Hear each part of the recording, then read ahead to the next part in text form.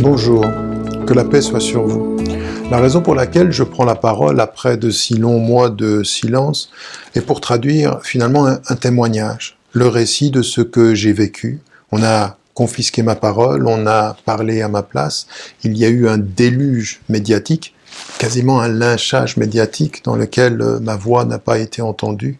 Et il était important, à un moment donné, de rassembler les faits, de dire ce qu'on a caché au public, ce que les médias n'ont pas rapporté, ce qui n'a pas été présenté dans la vérité du dossier. Et donc, dans ce livre-là, le lecteur trouvera tous ces éléments réunis et qui pourra, de ce point de vue, se faire une autre idée de ce qu'est ce dossier, de ce qu'est cette affaire.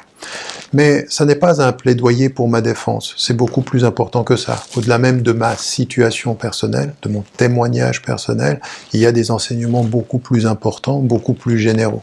D'abord, la première des choses, c'est l'enseignement par rapport à la société française, l'état de la société française. Mais c'est également aussi une réflexion sur la justice, la prison, ce que l'on peut en dire en vivant une expérience comme celle-ci. Et puis il y a bien sûr les enseignements spirituels. Les enseignements spirituels qui permettent en l'occurrence de considérer ce que la souffrance fait de nous et comment il faut la vivre et comment on peut renaître à travers de cela. Et d'un point de vue personnel, ça a été un véritable examen de conscience. Faire le point sur ma vie, faire le point sur la situation dans laquelle j'étais, comment envisager l'avenir.